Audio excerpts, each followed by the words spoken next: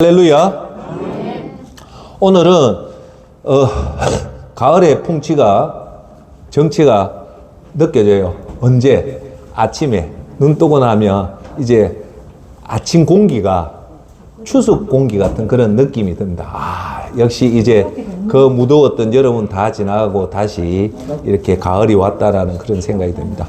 오늘은 요한복음 6장 28절 말씀으로 27절 말씀으로 오늘 설교 제목은 풍년과 성공은 유혹이고 흉년과 실패는 기회인 이유에 대해서 오늘 말씀드리도록 하겠습니다. 예. 설교 제목이 뭐라고요? 다시 한 번 더 잘 들으십시오. 오늘 설교 제목은 풍년과 성공은 뭐라고요?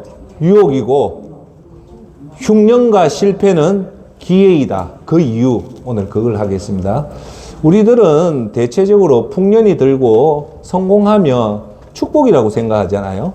또 반면에 한 해 농사를 열심히 지었는데 그게 풍년이 안 되고 흉년이 된다든지 실패를 하면 이건 저주라고 생각하고 안 좋은 거라고 생각하는데 오늘 사실은 오늘 설교 제목은 사실은 풍년과 성공은 유혹이고 흉년과 실패가 기회인 이유에 대해서 오늘 말씀드리겠습니다. 할렐루야.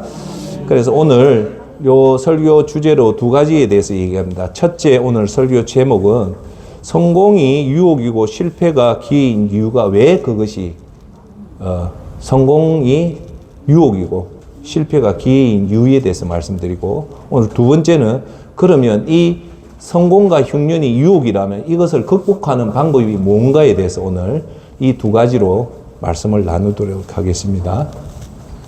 존경하는 여러분들, 우리 믿는 사람의 최종 목표가 뭘 것 같습니까? 목표가 있어야 되는데 우리가 가지는 최종 목표가 뭘까요? 우리의 최종 목표는 사실 이 땅에서 풍년이 들고 성공하는 것이 절대 아닙니다. 우리의 목표는 맞습니다. 우리의 목표는 최종 목표는 천국 입성과 천국 생활의 그게 최종 목표예요. 할렐루야. 자, 이 세상 성공 실패는 우리가 살아오면서 성공도 하고 실패도 하고 풍년도 들고 흉년도 들지만 잘 들으십시오. 이건 하나의 과정이에요. 최종 도착 지점이 아닙니다. 자, 이 과정이란 말은 여러분들 결론은 우리가 성공이 오고 풍년이 들고 흉년이 들고 실패가 드는 이 과정이기 때문에 이 과정을 통해서 우리가 붙잡아야 될 것은 뭐냐면 믿음의 강화로 연결돼야 돼요. 할렐루야. 믿음의 강화. 즉 오늘 여러분들 설교 제목을 들어보면 대체적으로 알 수 있는 내용이 뭡니까? 결론부터 얘기할게요. 대부분 사람들한테 풍년이 들고 성공이 들면 믿음을 강화시키기보다는 믿음이 약해집니다. 그렇기 때문에 우리 믿음의 눈으로 보면 세상 눈으로 보면 풍년이 들고 성공하면 정말 좋은 것 같지만 사실은 믿음의 눈으로 보면 풍년과 성공은 유혹입니다. 그걸 잘못 다루면 믿음이 더 죽어지고 그렇기 때문에 우리 믿음으로 눈으로 보면 이 성공과 풍년가 억수로 위험한 거예요. 반면에 흉년이 들고 실패를 하면 이거는 우리한테 나쁜 소식인 것 같지만 이걸 통해서 우리가 믿음을 점검해보고 내 자신을 돌아보고 그렇게 점검하는 계기가 되기 때문에 오히려 우리 인생에는 이 실패가 흉년이 믿음을 더욱더 강화시키는 좋은 기회가 된다는 겁니다. 할렐루야.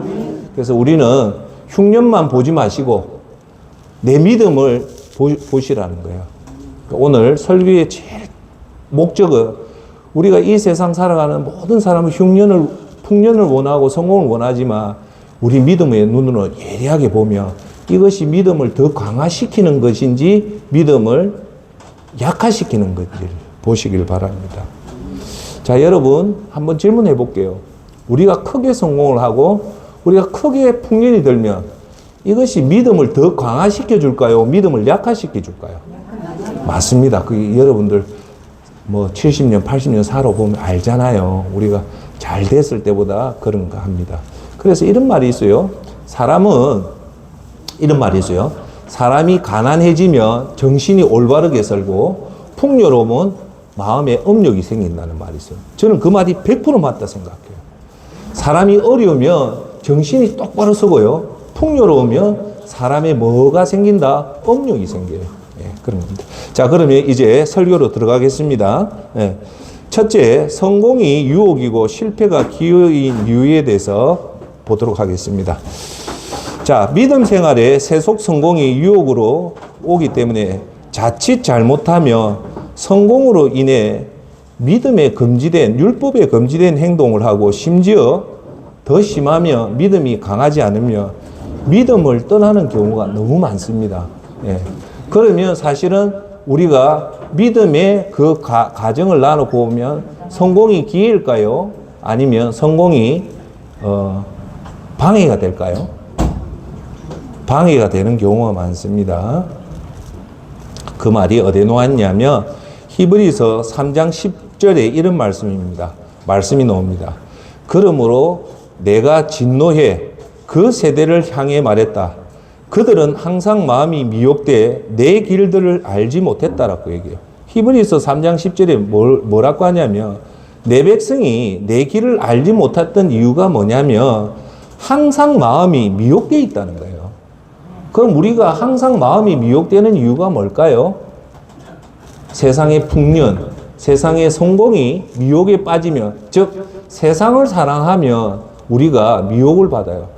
제가 나중에 설명을 하지만 여러분, 여러분 사랑한다는 말이 뭘까요?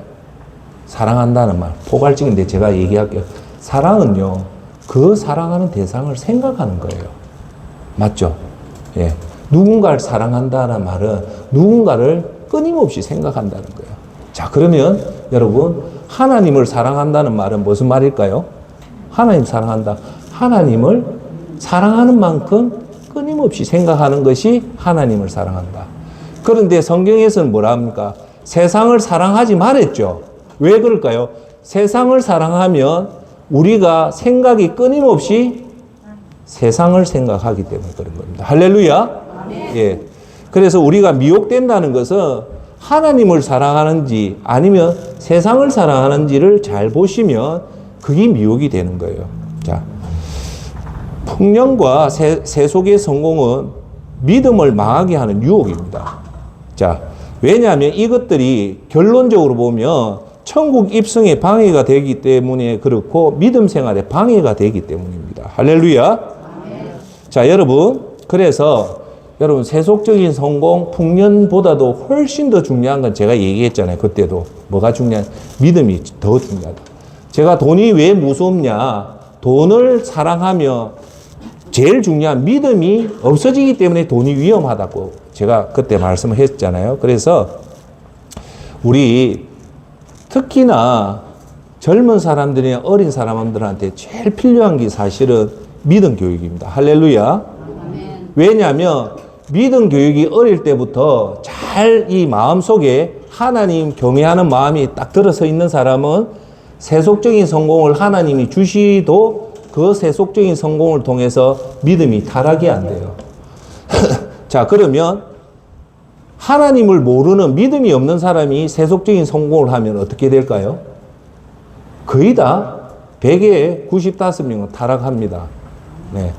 제가 지금부터 한 세 가지 경우를 얘기를 할게요. 여러분, 우리나라 영화 배우 중에 조인성이라는 배우가 있어요. 키도 크고 인품도 좋고 참 연기는 조금 못하는 것 같은데 이분이 2017년에 우리나라 영화 더 킹이라는 영화가 개봉이 되었어요. 그래서 저는 그걸 보고 깜짝 놀랐어요. 그 내용이 뭐냐면 조인성이가 검사가 돼요. 검사가 돼서 그 검사 사회에서 가장 높은 탑에 올라가요. 쉽게 말해서 세속적으로 크게 성공을 해요. 성공을 하는데 세상 사람들은 이렇게 부와 명예를 권력을 가지면 그 성공의 그 영광을 뭘로 사용할 것 같습니까? 집에 가서 사모님하고 옹기종기 그 성공을 나눌까요? 우리나라는요, 좀 안타깝게도 그 남자들이 성공을 하면 거의 대부분 예수님 모르는 사람 술집 갑니다. 술집 가는데 어떤 술집? 엄청나게 일반인들이 상상 못하는 고급 술집. 여자 호스텔 가서 놓아가지고 그런데 제가 이 더킹을 보고 참 놀란 거는 이 사람들이 성공을 해서 그 성공에 취해주는 모습이 뭐냐면 고급 술집에 가서 그 여자 접대부하고 노는 것들이 노는데 세상 사람들은 나도 성공하면 저렇게 놀아야 되겠다라는 그 관념을 심어주더라고요. 존경하는 여러분, 하나님이 여러분한테 만약에 그렇게 큰 성공을 준다면 여러분들 그 술집 가서 술 마실 겁니까? 아니면 하나님 앞에 겸손한 마음으로 영광을 돌려야 될까요? 영광을 돌려야죠. 그런데 믿음이 없는 사람은 죄책감 하나도 없이 그렇게 고급 술집에 가서 자기 성공을 다 누립니다. 그래서 중국에 화기열전이라고 유럽으로 말하면 자본론이라는 중국의 고전의 돈에 관련된 책이 있어요. 자본론. 거기 보면 화기열전에 보면 이런 말이 있어요. 복이 들어올 때는 반드시 화가 같이 들어온다는 겁니다. 여러분 그걸 꼭 아셔야 돼요.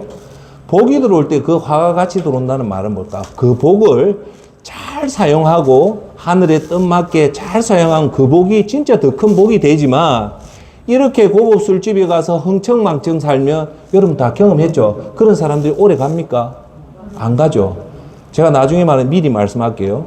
1997년도에 우리나라에 큰 사건이 하나 벌어지죠. 그게 뭡니까? 국가부도 사태, IMF 사태가 터집니다. 여러분 산미그룹, 진로그룹, 기아그룹, 그 다음 제 한진그룹 이런 그룹은 우리나라 10대 그룹에서 유명했던 그룹인데 지금 없어요. 그때 IMF 때 10대 그룹 중에 5대 그룹이 없어져요. 대우그룹도 마찬가지고. 그런데 제가 일설에 듣던 얘기는요, 큰 기업이든 작은 기업, 사업가가요, 망할 때, 그때 돌렸던 소문이 있었어요. 서울에서 제일 유명한 고급 술집이 있었대요. 그게 북아현동인데, 그거는 일반인들이 상상 못할 정도의 고급 술집이었대요. 기생집이겠죠. 그런데 그 들어갔던 순서대로 망했다는 말입니다. 고급 술집에 들어간 횟수대로 그 제일 많이 들어간 사람이 제일 빨리 망했다는 거예요. 하나님은 공평합니다. 여러분한테 준 그 부와 권력을 그런 식으로 쓰면 그건 복이 안 되고 화가 돼요. 그런데 그것을 세상 사람이 아냐면 몰라요. 그런데 우리 어릴 때부터 믿음이 잘 들어선 사람은 오늘 2부에 얘기하는 그러면 이 유혹을 방지하는 목적이 뭐냐? 결론부터 얘기할게요. 하나님이 여러분한테 세속적인 성공을 주고 권력을 주고 부를 주고 건강을 준 이유가 뭘까요? 그 유혹을 이길 수 있는 목적은 하나님이 왜 저와 여러분한테 과도한 성공을 주고 과도한 건강을 주고 과도한 권력을 준 이유는 세 가지예요. 첫 번째, 하나님의 사명을 감당하라고 여러분한테 준 거예요. 술 먹고 놀라고 준 게 아니에요.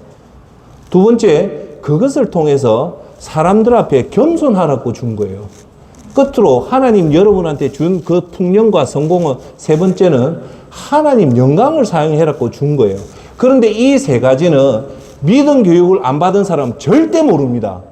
그런데 어릴 때부터 그 말씀이 마음판에 딱 새겨진 사람은 하나님 주신 기회가 오면 그걸 가지고 자기가 술집 그렇게 엄난하게 서는 것이 아니라 외국에 나가 있는 선교사, 하나님 나라를 위해서, 하나님 정의를 위해서 자기 이름으로 서지 않고 하나님 이름으로 서는 그런 멋진 사람들이 많단 말입니다. 할렐루야.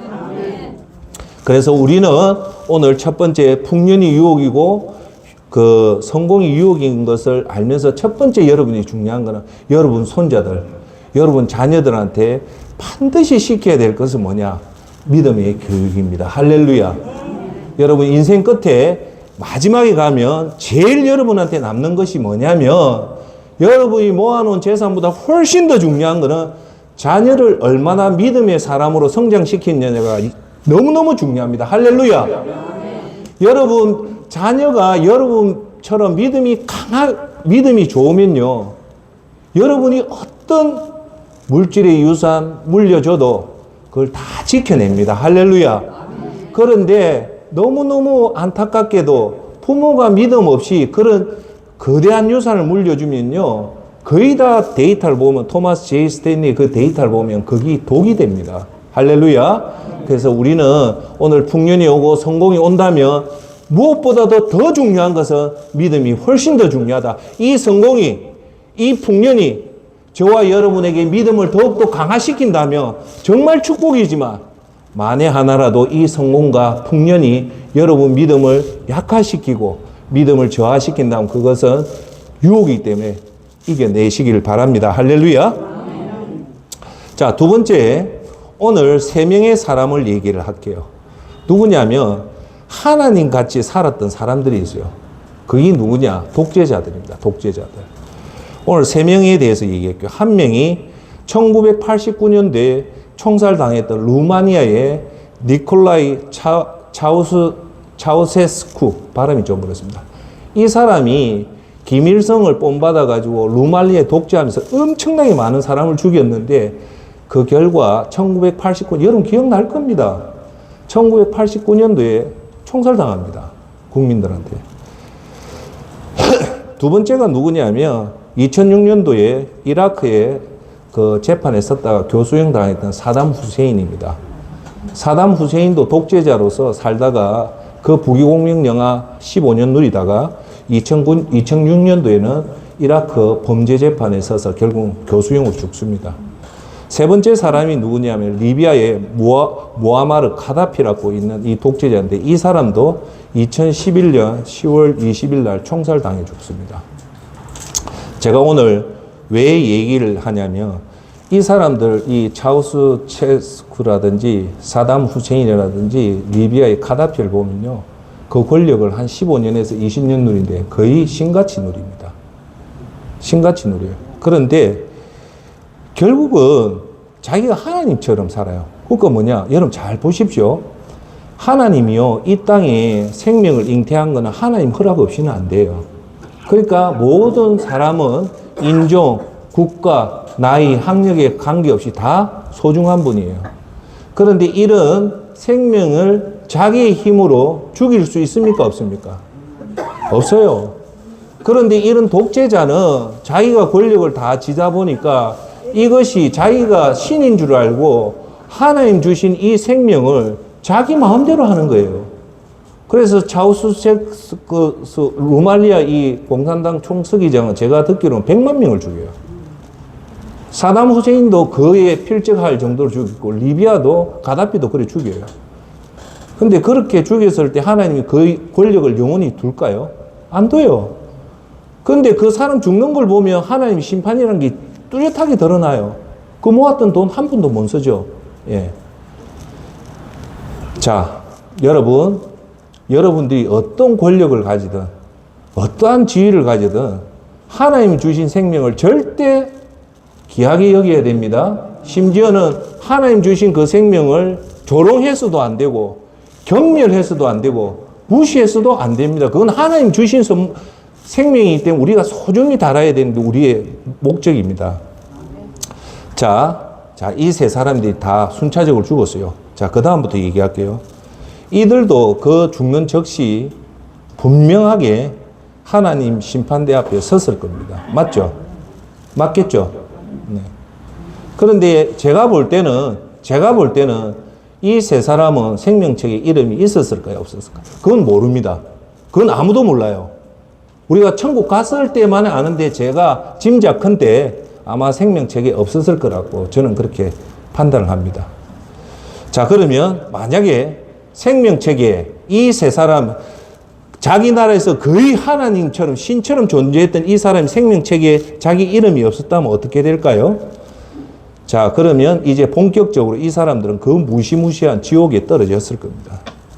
자, 떨어지자마자 지금으로부터 10년 후가 지나도 그 지옥에서 고통을 당할 거예요. 10년 후가 끝이 나면 100년이 지나도 여전히 그 고통을 누릴 겁니다. 100년이 아니라 1000년이 지나도 이 사람들은 계속 지옥에서 그 불을 느낄 거예요. 자, 1000년이 끝나면 몇 년일까요? 1만 년이 지나도 지옥에서 고통을 누립니다. 1억 년이 후가 지나도 똑같이 지옥의 고통을 느낍니다. 그 말은 지옥이 얼마나 무섭냐면 매 시간, 매일, 매 초마다 이 불의 고통을 느끼는 곳이 지옥인데 지금도 영원토록 지옥의 고통을 느낍니다.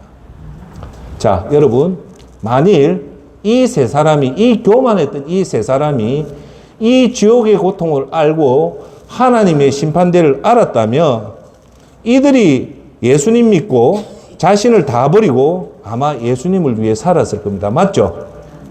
맞을까요? 안 맞을까요? 맞죠? 그런데 자기한테 준 권력이 영원한 줄 알고 자기가 신처럼 살았던 그 결과가 이래 되는 거예요. 할렐루야. 여러분, 자, 제가 오늘 설교 제목이 뭐랬습니까? 풍년과 성공은 유혹이다. 조심해라. 그냥 입 벌리고 박수치고 놀 때가 아니다. 성공이 오고 풍년이 들면 조심해라. 자, 이것을 실천한 사람이 있습니다. 그게 누구냐면 로마 시대 때, 그 예수님 시대 때 네로 황제가 엄청나게 초기 기독교인을 박해를 합니다.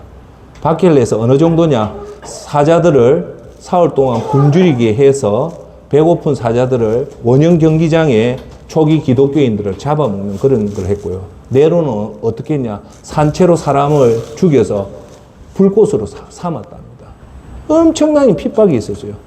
그런데 놀랍게도 이 핍박이 있을 때 로마 교회는 더 번성해 갑니다. 사람이 하나님의 백성을 죽인다고 해서 죽는 게 아니에요. 예, 더 번성해 갑니다. 그러다가 결국은 로마도 어쩔 수 없어 1302년 그 유명한 콘스탄티 대제가 로마를 이제 핍박을 금지를 시킵니다. 금지를 시키고 그 후로 50년 후에 드디어 그 무서웠던 로마가 기독교를 국교로 시킵니다.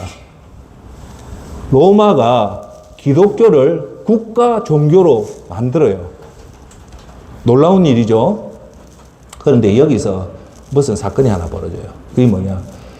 이 황제가 로마에 기독교를 국교를 시키면서 기독교한테 어떤 이익을 줬냐면 모든 재산을요, 그 종교인들한테 주는 풍년에 그 교회에 엄청나게 세제를 그 지원을 해서 갑자기 교회가 하루아침에 부자가 돼요.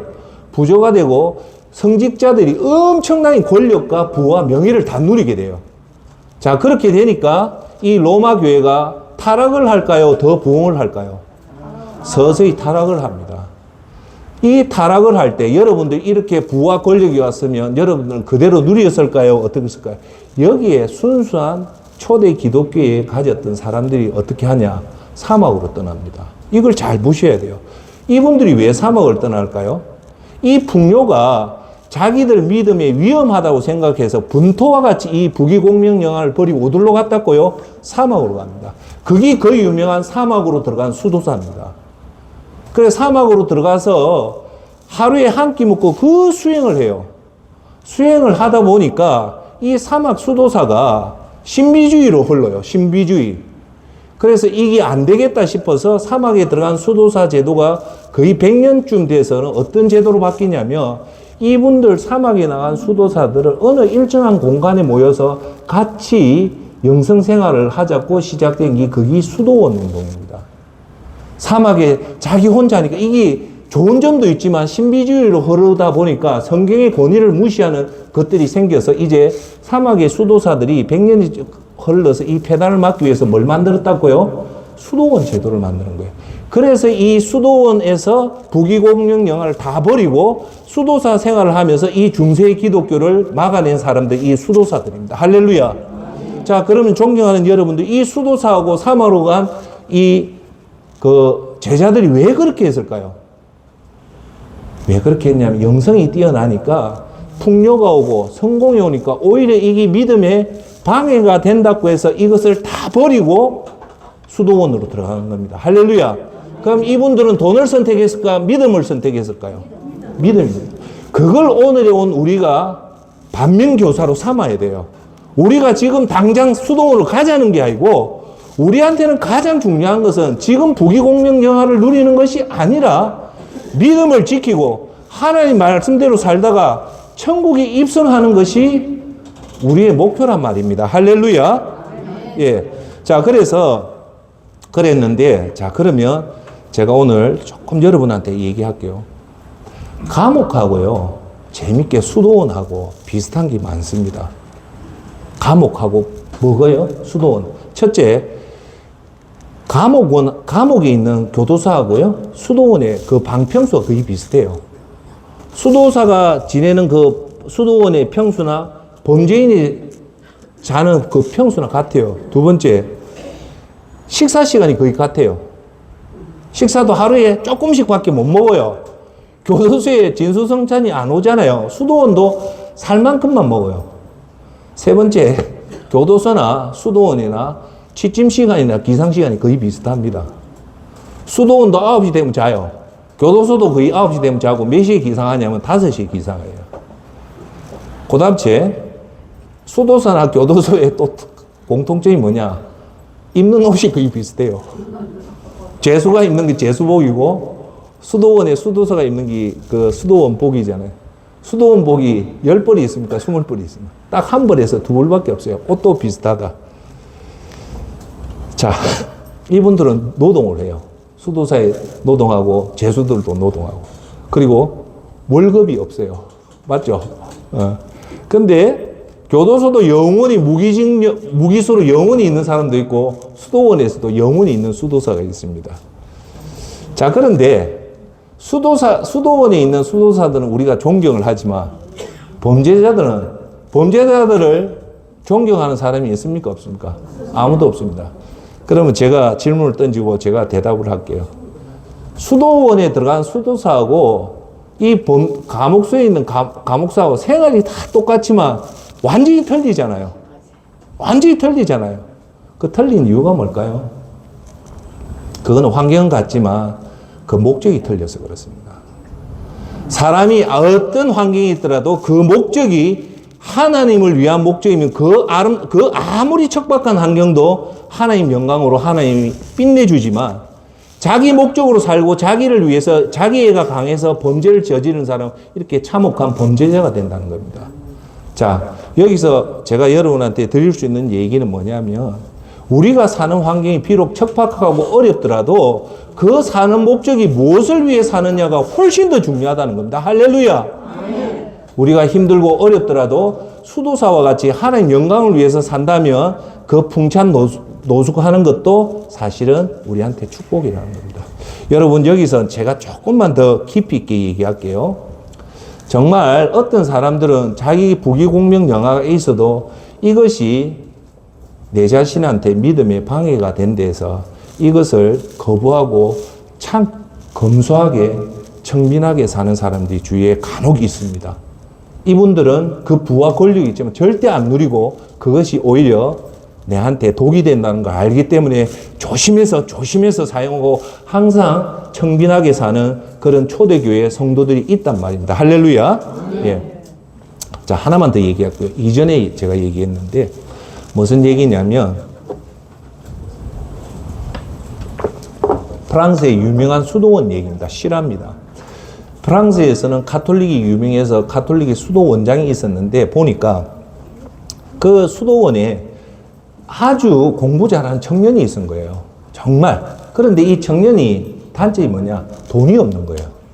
돈이 없어가지고 이 수도원장한테 와서 수도원장님 정말 죄송한데 내가 수도원장님이 제 공부하는 걸 조금만 도와주신다면 제가 나중에 성공을 하면 우리 수도원을 위해서 내가 큰 일을 하겠습니다. 라고 얘기를 했대요. 그래 하니까 이 수도원장이 그 생활도 참 잘하고 착하고 해서 수도원장이 그래 너가 그러니까 내가 도와주겠다라고 얘기를 했대요. 그러니까 이 학생이 얼마나 기쁩니까? 기쁘고 돌아가는데 수도원장이 잠시만 그러더래요. 그러면서 아프리셀라 그러면 내가 돈을 줘서 너 공부를 해서 대학교를 졸업하면 뭐 하겠냐니까. 저는 법을 공부해서 판사가 되겠습니다. 변호사가 되겠습니다. 그거 좋은 생각이에요. 그래서 끝나는 줄 알았더만 또 수도원장이 아프리셀라 그 다음에 뭐 할 것이냐. 그래서 제가 가난한 자를 변호하고 사회의 불의와 불조리를 바로잡게 하겠습니다. 좋아. 아프리셀라 그 다음에 뭐 할 것이냐. 그때부터 이 학생이 수도원장이 던지는 질문을 심각하게 받아들이기 시작. 이상하다 이거라. 그리고 나서 제가 믿음이 좋은 처자를 만나서 결혼을 하겠습니다. 그 다음에 또 뭘까요? 그 다음은 또 뭐 할 것이냐. 제가 애를 낳아서 애를 훌륭하게 교육을 시켜주겠습니다. 그 다음에 또 뭐 할? 자꾸 그 다음에 뭐. 그러니까 이 학생이 수도원장이 과연 내한테 던지는 질문이 뭔가 싶어서 멈추었대요. 그러니까 한참 있다가 수도원장이 그 말을 하더랍니다. 너도 언젠가는 늙을 거야. 그리고 죽을 거다. 그리고 하나님이 심판대에 있을 거다. 그 얘기를 하더라는 거예요. 그 말 뜻이 뭡니까? 네가 누리는 것들이 결국은 최종 목표를 봐라 이거라. 너는 지금 판사가 되고 부귀공명영화를 누릴 것 같지만 그거는 한순간에 지나간다. 언젠가도 너는 늙게 되면 자연히 죽게 된다. 죽게 되면 하나님 심판대 앞에 선다. 그 얘기를 이 학생이 깨닫고 나서 학업을 포기하고 수도원에 들어가서 수도원장이 돼서 그 당시 때 유명한 수도원장이 되었다는 얘기입니다. 이 얘기 뜻이 뭘까요? 우리 인생은 성공을 하고 할 때는 그 순간만 다 보지만 정말 해안이 넓은 사람은 그거는 흘러가는 강물이고 우리는 언젠가는 늙게 되고 늙으면 곧 죽게 되고 죽게 되면 제일 중요한 하나님 앞에 선다. 그 말은 뭘까요? 그걸 생각하고 오늘 살아가는 겁니다. 할렐루야. 예. 그래서 오늘 우리가 첫 번째 그 얘기했던 그것은 성공과 풍년은 유혹이니까 조심해랍니다. 그러면 두 번째, 흉년과 실패가 왜 기회가 되는가에 대해서 한번 보도록 할게요. 우리 사람들은 옆집에 흉년이 들고 옆집에 실패하며 야, 저 저주받았다. 저 뭐 그렇게 얘기를 하지만 사실은요, 이 깊이 들여다보면 이 흉년과 실패는 자기를 돌아보고 믿음을 강화시키는 계기가 되는 겁니다. 할렐루야. 그래서 기회가 된다는 겁니다. 할렐루야. 자, 우리가 큰 실패를 당하고 큰 물질적인 공경을 당하면 순간은 불안하고 있지만 시간이 지나고 자기 마음이 평정심을 챙기면 이렇게 나옵니다. 자기 원인을 분석하게 되죠. 첫 번째, 내가 이런 실패를 하고 공경을 당한 거는 내가 믿음을 떠났기 때문에 이래 됐구나 라고 생각을 합니다. 두 번째, 아니면 내가 성공해서 너무 믿음을 등한시했구나. 예배를 등한시하고 기도를 등한시했구나. 세 번째, 내가 사실은 실력이 좋은 줄 아는데 실력이 없었구나. 네 번째, 내가 신중하게 못하게 살았다. 경솔하게 살았다. 여러분 정말로요, 그리스도인은 신중하게 사는 자가 그리스도인입니다. 왜요? 신중하게 사는 사람은요, 말도 함부로 안 하고 행동도 함부로 안 하고 분별력이 있기 때문에 올바른 분별을 하게 되는 겁니다. 자, 네 번째, 실패를 하면 자기가 자만했다는 걸 아는 거예요. 여섯 번째는 실패는 그렇기 때문에 이런 것들을 깨닫게 된다는 것은 이런 거 뭘까요? 내가 믿음을 떠났다. 내가 믿음을 등한시했다. 내가 실력이 없다. 내가 신중하지 못하고 경솔했다. 그리고 내가 기분을 지키지 않았다. 내가 자만했다. 이것을 아는 것은요, 실패 외에는 이걸 모르게 됩니다. 할렐루야. 그래서 실패는 이런 말을 합니다. 실패는 하나님이 보내준 또 다른 천사다. 할렐루야. 그래서 실패가 오면 부모를 원망하고 친구를 원망하고 배우자를 원망하고 자기 기회를 원망하면 안 되고 실패 왔을 때 자기 자신을 돌아보는 것이 축복이라는 겁니다. 할렐루야. 자, 우리는 실패를요, 끝이라고 생각하는데 실패는 절대 끝이 아닙니다. 이거는 따라합시다. 하나의 과정이다. 하나의 과정이다. 따라합시다. 하나의 과정이다. 하나의 과정이니까 실패한다고 해서 너무 자기 자신을 비하할 필요가 없어요. 왜? 이것을 잘 다듬어서 우리가 다시 서면 되죠. 자, 존경하는 여러분, 우리의 끝은 어딜까요? 우리가 말하는 끝은 뭘까요? 예? 맞아요. 우리의 끝은 이 세상이 끝나서 하나님 앞에 설 때가 우리의 끝입니다. 그때는 우리가 할 방법이 없어요. 오늘 잘 기억하십시오. 여러분 지금 살아있다는 것은 하나님 앞에 기회입니다. 기회. 할렐루야.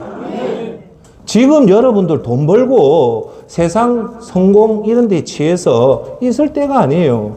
내가 조금 더 믿음이 약하면 더 믿음을 강화시켜서 하나님 앞에 섰을 때를 생각하고 믿음이 좋으면 더 믿음을 좋게 해서 겸손하고 섬겨서 하나님 영광을 하게 해서 마지막에 하나님 앞에 설 때가 우리의 끝이라는 겁니다. 할렐루야. 그래서 우리는요, 성장과 성숙은 언제 일어나냐? 이런 실패와 흉년이 들었을 때 자기 자신을 돌아볼 때 성장과 성숙이 시작됩니다. 언제? 내가 부족했구나. 내가 잘못했구나. 이런 자기를 돌아보는 시기가 될 때 비로소 사람은 성장하고 성숙하게 됩니다. 그래서 우리가 아는 이 자신을 돌아볼 수 있는 기회는 실패가 성공보다 훨씬 더 제공을 많이 한다는 겁니다. 할렐루야. 예. 그래서 여러분 실패나 흉년이 들면 소중히 여기고 받아들이고 자신을 점검하고 자기의 단점, 약점을 극복하면 서서히 성장하게 되는 겁니다. 할렐루야. 그래서 오늘 하나 여러분들을 말씀드릴게요. 실패는 영원하지 않습니다. 슬픔은 영원하지 않고요. 불행은 영원하지 않습니다. 언젠간 끝이 와요. 할렐루야. 자, 불행은 영원할 것 같습니까? 불행을 당하면 이게 영원할 것 같지만 불행도 언젠간 끝이 있고 슬픔도 영원히 끝이 있는 겁니다. 할렐루야. 자, 존경하는 여러분, 우리의 목표는 디모데후서에 나오는 사도 바울 선생의 마지막 인생의 고백처럼 여러분 고백이 되어야 됩니다. 저도 항상 그걸 생각해요. 뭐냐? 첫째, 우리가 달려갈 길을 중도에 포기하지 않고 완주를 해야 됩니다. 할렐루야. 달려갈 길을 완주를 해야 된단 말입니다. 가다가 포기하고 주저앉는 사람도 너무 많은데 오늘 다짐합시다. 우리는 하나님 부르는 날까지 내 달려갈 길을 꼭 다 달려간다. 할렐루야. 두 번째, 달려가면서 또 중요한 게 있어요. 그게 뭘까? 믿음을 지켜야 됩니다. 할렐루야.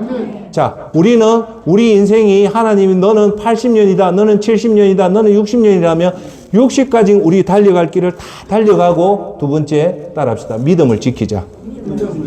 자, 이렇게 완주하고 믿음을 지키는 것은 성공과 풍년은 위험합니다. 오히려 실패와 흉년이 여러분 완주를 하고 믿음을 지키는 데 도움이 되는 겁니다. 할렐루야. 아까도 말씀드린 풍요로우면 우리가 업력이 생기지만 어려우면 우리가 정신을 똑바로 차리기 때문에 우리가 하나님 걸어갈 길을 놓치지 않고 가게 된다는 겁니다. 할렐루야. 자, 여러분, 인생이 쉬울까요? 어려울까요? 인생은 절대 쉽지 않습니다. 왜 그러면 우리한테 믿음 생활 잘해도 이 어려움이 오고 그럴까요? 여러분 한번 돌아보십시오.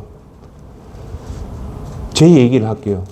저는 하나님 앞에 정말 제 안 열렸고 저녁 5시면 절대 집에 안 나가고 거의 하루에 매일 하나님 앞에 새벽에 기도를 드리는데도 불구하고 내 삶에 하나님 말씀처럼 풍요로운 풍년만 오는 게 아니에요.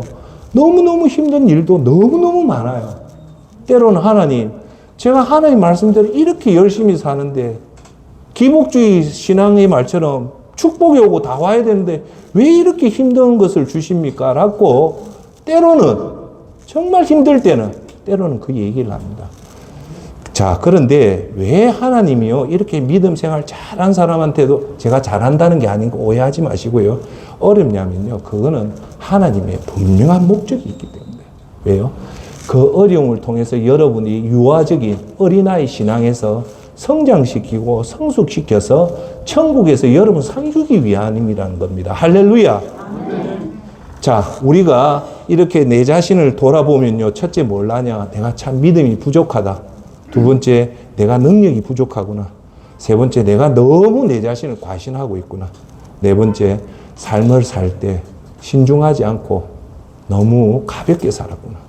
다섯 번째, 세상을 너무 쉽게 본 결과로 우리가 믿음이 떠나고 성장 못하고 성숙 못하는 거예요. 할렐루야. 여러분, 꼭 우리의 목적은 그걸 뭘 하냐면 한번 따라해 볼까요? 성화. 우리는요, 예수님을 믿고 예수님 앞에 서는 날까지 끊임없이 이런 성장과 성숙의 시련을 통해서 예수님을 닮아가는 과정이 성화의 과정입니다. 할렐루야. 잠언서 3장 12절 이런 말을 합니다. 대저 여호와께서 그 사랑하시는 자를 징계하시기를 마치 그 아비가 그 기뻐한 아들을 징계한과 같으니라고 얘기합니다. 할렐루야. 여러분 믿음 생활 잘하면요, 절대 속지 마십시오. 믿음 생활 잘하면요, 여러분들이 성공이 열리고 풍요가 오고 자식이 잘 되고 그건 천만의 말씀입니다. 오히려 믿음 잘 되면 더 힘들게 하고 어렵게 하는 이유는 그것을 통해서 너희들 믿음이 더 성장하고 성숙해서 하나님 앞에 칭찬받기 위한 과정이니까 그렇게 받아들이길 바랍니다. 할렐루야. 혹시나 지금 여러분 상황에서 힘든 일이 있고 원망된 일이 있다면 이렇게 판단하기를 바랍니다. 이것은 이 땅의 마지막 결과가 아니라 하나의 과정이다. 과정. 이 과정을 통해서 내 자식이 안 되고 내가 경제적으로 어렵고 건강이 어려운 것은 이 끝이 아니라 이 과정을 통해서 천국 입성에 성공하고 천국 생활을 위한 과정이라고 받아들이기를 바라겠습니다. 자, 두 번째, 그러면 이 세상을 유혹을 극복하는 방법은 뭐냐면 결론은 세 가지입니다. 여러분한테 유혹이 뭐라 했습니까? 성공이 오고 풍년이 올 때 유혹이랬잖아요. 이것이 왔을 때 이 유혹을 극복할 방법은 세 가지입니다. 첫째가 이 성공을 하나님의 사업을 위한 사명감으로 받아야 됩니다. 할렐루야. 하나님이 여러분한테 왜 축복을 주고 왜 건강을 주고 왜 부를 주고 왜 감당 못하는 성공을 주냐면 그걸 줘서 여러분들 자랑하고 이렇게 하라고 준 게 아니에요. 똑바로 명심. 그걸 통해서 하나님 나라를 더 확장시키고 하나님 정의를 더 고착하기 위해서 너를 믿고 준 거라. 그걸 살았고 준 거예요. 할렐루야. 두 번째는 뭐냐? 그것을 통해서 사람을 섬기라는 거예요. 왜 지금 기독교가 욕을 듣는가 합니까? 여러분 나이에 제 나이에 지금 교역자들이 사람 앞에서 섬기지 않고 자꾸 교만한 짓 해서 그런 거예요. 할렐루야. 우리의 목적은 여러분한테 더 부가 오고 더 성공이 오고 하면 그것은 여러분이 사람 앞에 군림하려는 것이 아니라 무릎 꿇고 그 사람들 앞에서 겸손하게 섬기는 거예요. 자, 존경한 여러분, 한번 물어봅시다. 여러분 성공한 게 여러분 노력으로 된 것 같습니까? 여러분이 부가 여러분 노력으로 된 것 같아요? 여러분의 명예가 여러분 잘해서 그런 것 같아요? 여러분이 훌륭한 학벌과 학력이 여러분 잘해서 그런 겁니까? 아니에요. 고린도전서는 전부 다 하나님이 해주신 거란 겁니다. 그래서 거기 믿음 있는 사람은 그것을 통해서 하나님 사명을 하지만 믿음 없는 사람은 그것이 곧 교만하게 되는 거 아닙니까? 할렐루야. 여러분 우리나라에서 정말 초에리트의 부자들하고요 인터뷰한 기자가 얘기한 내용을 보면 이렇게 나와요. 그 사람들 중에 일부는요 사람을 업신여기는 거기 DNA가 있대요. 자기가 최고라서 사람들 업신여기고 자기 말이 곧 법이라고 그렇게 생각한다는 거예요. 그거는요 우리 믿음으로 보면 그 저주예요. 저주. 여러분 제가 여러분한테 항상 얘기하지만 대한민국 사회에서는 인간관계가 너무 중요하기 때문에요. 여러분 중국 부동산이 처음으로 실패한 나라가 우리나라고 화교가 전 세계에서 화교 문화가 다 뿌리를 내렸지만 유일하게 전 세계에서 화교 문화가 뿌리 못 내린 곳이 딱 한 나라가 있습니다. 그게 어디냐? 우리나라예요. 우리나라는 화교 문화가 뿌리 못 내렸어요. 여러분 기억 안 나세요? 우리 세대 마을마다 큰 동네마다 중국집이 하나 다 있었어요. 기억나죠? 근데 그 중국집 사장이 누굽니까? 중국인이었어요. 그래서 제가 기억날 때 생일날 딱 하나가 뭐냐? 중국 짜장면 하나 먹는 게 생일날 선물인 거 기억나죠? 근데 그 중국인들이 다 떠나갔어요. 왜 떠나간가 합니까? 우리나라가 그만치 인맥이 강한 사회입니다. 혈연이 강해요. 그러니까 중국이 못 들어와요. 그래서 제가 여러분한테 드린 말, 우리나라는 개심죄 걸리면 큰일 난다.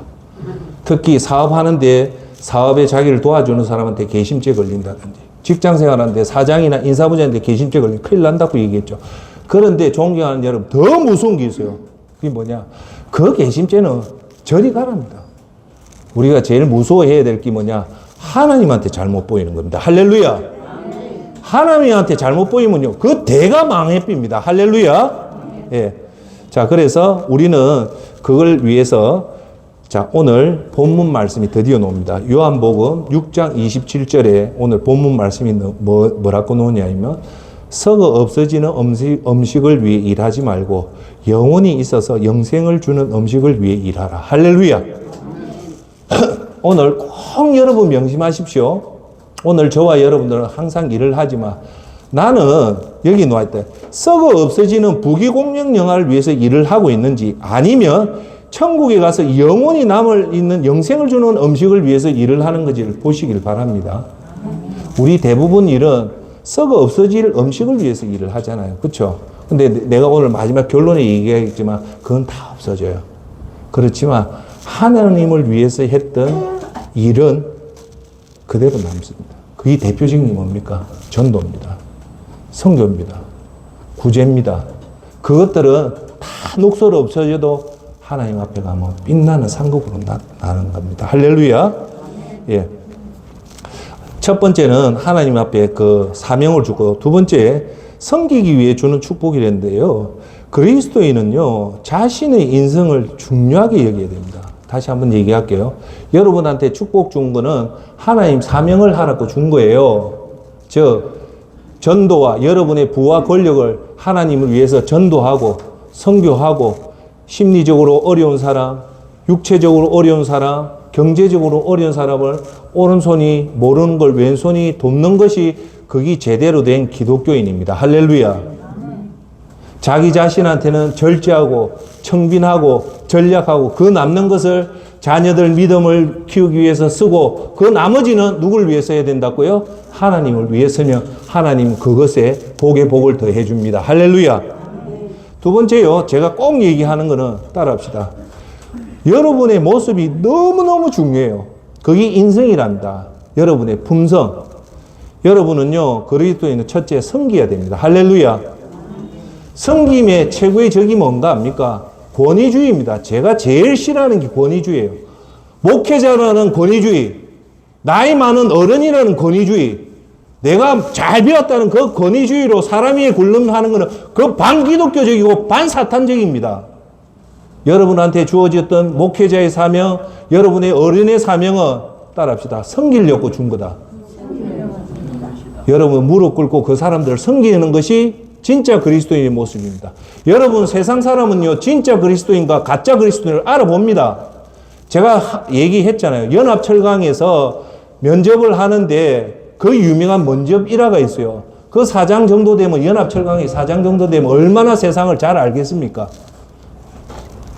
어느 교회 집사가 그때는요, 토요일이든 일요일이든 회사에서 나와서 일하라, 무조건 일을 해야 될 분위기였어요. 근데 연합철강 정도 되면 대기업이기 때문에 다른 쪽보다 1.5배, 2배 월급을 많이 주거든요.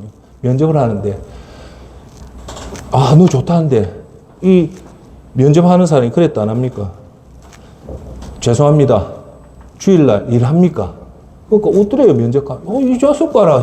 명랑하네. 그럼 이 자식아, 주일날 일하지. 주일날 일 못하나 봐라. 그럴까? 이 사람이요, 경력사원이에요. 당당하게. 너무 죄송합니다.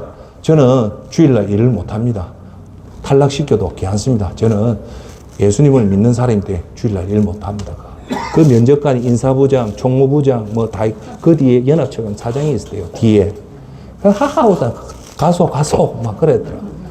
그때 연합철강 사장이 딱 나오면서 한 말이 뭔가 합니까?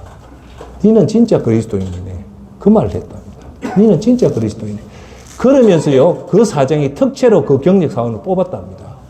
뽑았는데 나중에 그 사원이요, 그 연합철강 현장 부서에서 무슨 일만 생기면 이 사람한테 다 물어봤답니다. 그만치 성실하게 살았대요. 그러니까 그게 뭐냐, 가짜 그리스도인과 진짜 그리스도인 세상 사람 다 압니다. 자기가 뭐 장로다, 뭐 권사다 이래도요, 속으로 다 웃습니다. 꼴 같으네. 너가 그럴 것 같은데 내 교회 그런 게 얼마나 많다고요.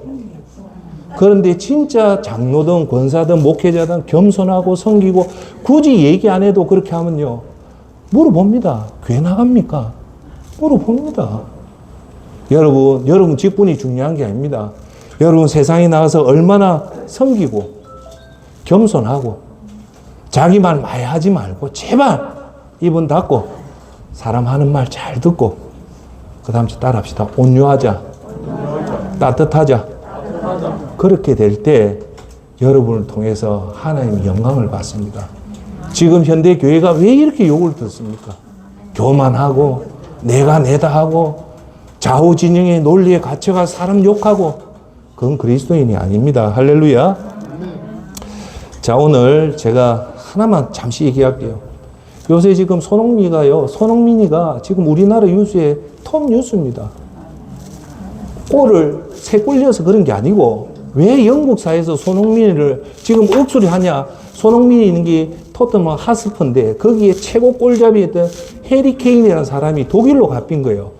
독일로 갔는데 이 선수가 너무 귀중한 기둥인데 이 사람이 떠나고 나니까 전부 다 전문가가 토트넘 하스퍼가 이제 꼴찌 할 거다라고 했는데, 그하고 나서 토트넘 그 구단 역사에 150년 만에 아시아계 선수가 주장이 돼빈 거예요.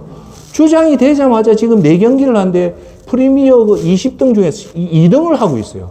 그 2등이 뭐냐? 손흥민이가 골도 많이 했지만 인성이 좋다는 거예요. 그 사람이 요번에 3골을 넣어가지고 인터뷰하는데 뭐라냐?